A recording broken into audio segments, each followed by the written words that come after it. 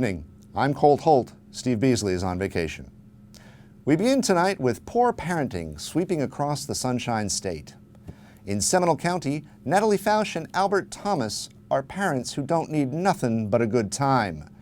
The couple was arrested after leaving their 20-month-old child inside their hotel room so they could go out and party.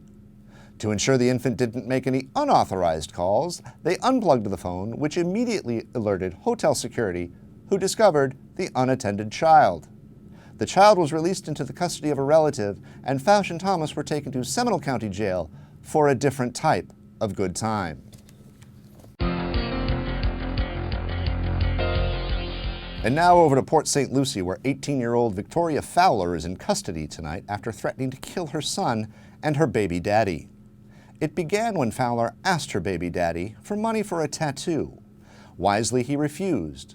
Not so wisely, Fowler stole his wallet, punched him in the chest, and threatened to kill him and their son should he call the police.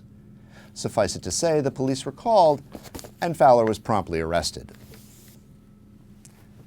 What better way to spend a Friday night than at the bar with your children?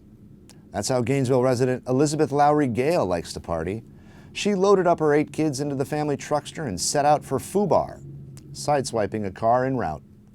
Luckily, no one was injured. And in what will come as no shock, authorities discovered her blood alcohol content was 2 times the legal limit. Gale is now seeing lots of bars in the Gainesville County Jail, where she is currently being held on $275,000 bail. Foo Bar indeed. We'll be right back.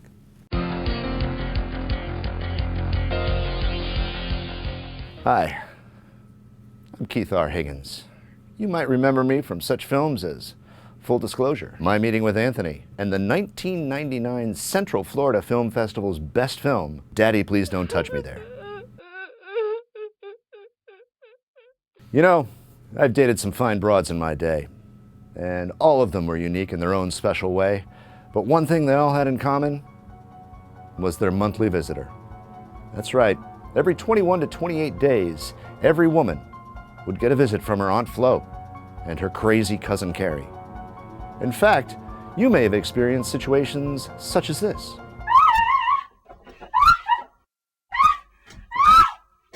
Or something perhaps as frightening as this.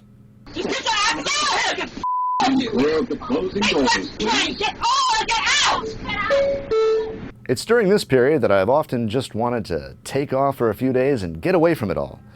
That is until Manson called and introduced me to something as old as time itself, the menstrual hut. My wife and I have been using them for years, and our relationship has never been stronger. Here's our personal hut in Taos. These huts are built to order to suit your partner's needs. Here's the Frank Lloyd Wright-inspired hut. And here's one designed by famed interior decorator Sanchez Chili Gomez. Come on down to Manson's Menstrual Hut, conveniently located on the corner of MLK Boulevard and FDR Drive. Manson's Menstrual Huts, making your relationship period-proof.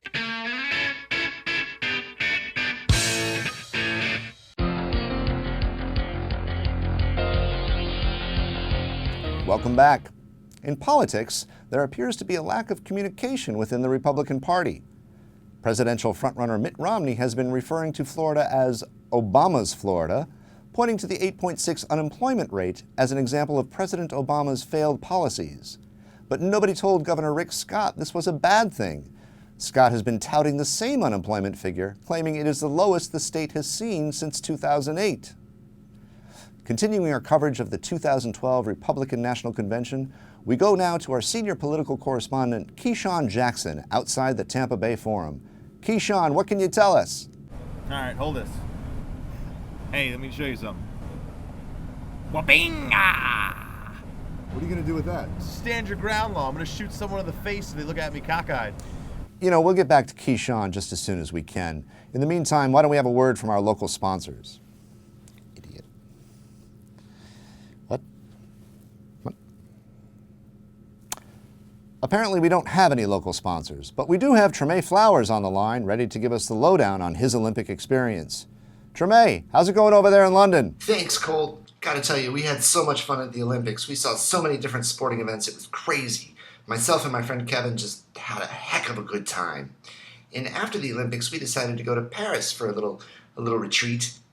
And unbeknownst to me, my friend Kevin took it upon himself to purchase a giant vat of personal lubricant at the duty-free shop. And it sort of spilled all over the luggage and sort of ruined everything, including my classic Kodak Instamatic. So I don't really have any footage from the Olympics.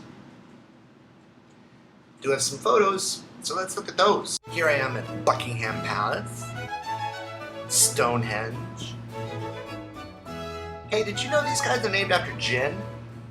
Big Ben, not what I kind of pictured it to be. Here I am watching sports with Mrs. Phelps, and watching my men's wrestling. And I saw Daniel Craig swimming. I didn't know he was in the Olympics. So there you have it, my trip to London, 2012, the Olympics. Treme Flowers reporting for FLNNN News. Sports. Now, with the 5-day forecast, let's go to Jennifer Jackson. Jennifer, what's going on over there?